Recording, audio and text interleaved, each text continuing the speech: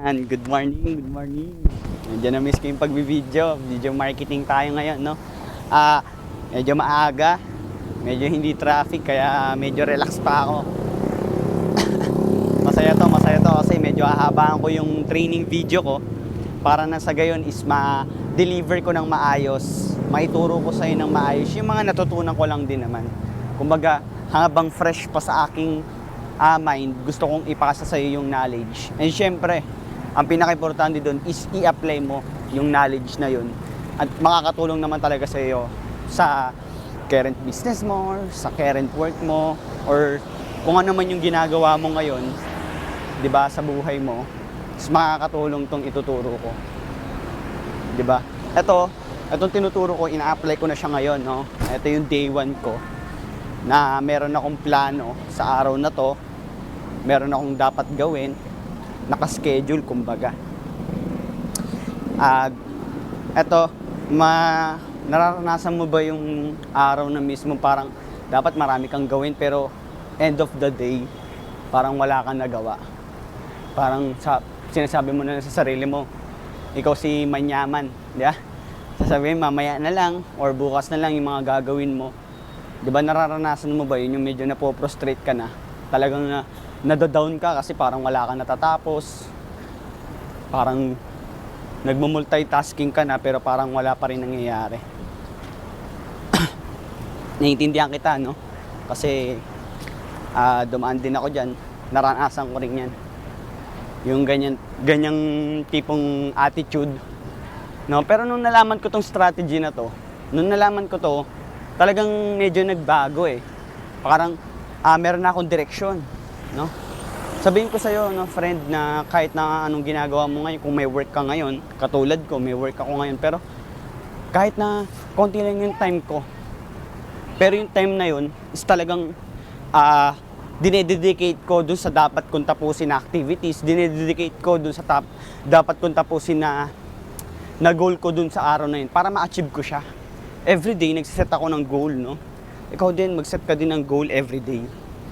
Tapos, i-evaluate mo siya kung natapos mo na ba siya or nagawa mo ba yung goal na yun, no? Ako kasi, step 1, time blocking, no?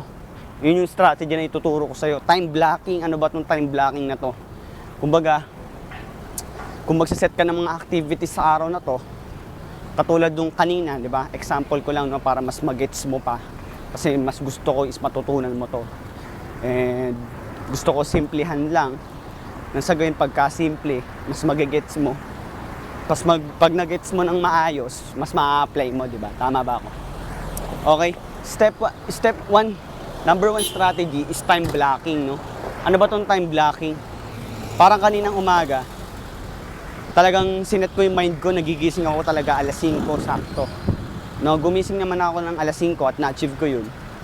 Siyempre, success na yun para sa akin. Then yung time blocking na sinasabi ko, yung 5 o'clock to 5:30 a.m. I make it a habit na magbasa ng Bible and mag-pray kay God, magpasalamat dahil binigyan niya pa ako ng buhay. Siyempre, basahin yung salita niya para kausapin niya ako and marinig ko kung ano yung gusto niya sabihin sa akin bago ko simulan yung araw ko. No?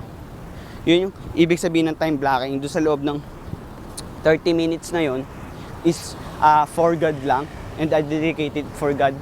No? Kumbaga, ako yung may hawak sa oras at hindi yung oras is may hawak sa akin.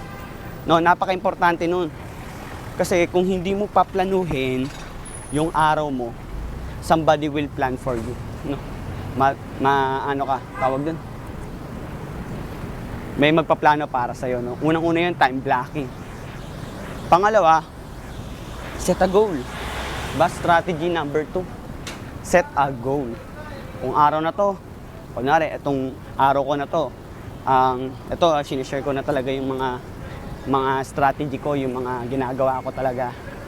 And hopefully, nagawin mo din, makakatulong talaga sa'yo. No? Set a goal. No? Yung goal ko ngayong araw na to is matapos ko yung chapter 3 ng ebook na ginagawa ko, makapagbasa ako ng 2 libro, di ba? Set a goal. Then makapag-market ako sa Facebook ngayong araw. And yun lang, makapag-add ng friends. Yun yung mga goals ko ngayong araw. Makakuha ng leads, 10 leads ngayong araw. Diba? Then, no matter, wag mong isipin kung ma-achieve mo o hindi. Kasi, i-evaluate mo naman siya. No? Meron akong parang checklist, daily checklist. Medyo ngayon ko lang siya ginamit, pero nakatulong din naman. Medyo naging malinaw sa akin. Yun lang, 2 strategy lang. Ito tatandaan mo, no? It's not the lack of time. It's the lack of direction. Kulang ka lang sa direction, friend. Kung gusto mo talaga magkaroon ng motivation araw-araw, kailangan pagising mo sa umaga is magplano ka na. Or bago mo simulan or gabi pa lang, no? Ipaplano mo na kung anong gagawin mo bukas, anong gagawin mo ng 5 to 5:30, 5:30 to 6, di ba? Dapat 6 nakaalis ka na, parang mga ganun tipo. Bawat oras is mahalaga, no?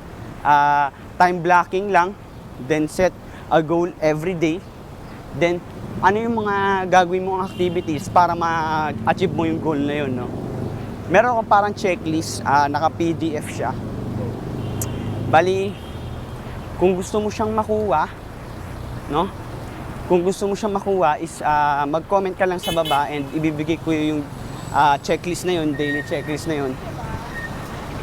Medyo nakatulong siya sa akin and hopefully na makatulong din sa'yo, no? Meron akong ibibigay sa yung link para makuha mo din yung checklist ko na yun and para, syempre, makatulong sa'yo kahit papano. Yun lang, di ko na masyadong patatagalin, no? This is me again, Jed Miko, saying that if you have positive input, you will have positive outcome. Kamusta ka, friend? Okay lang? Good morning. Good morning, good morning.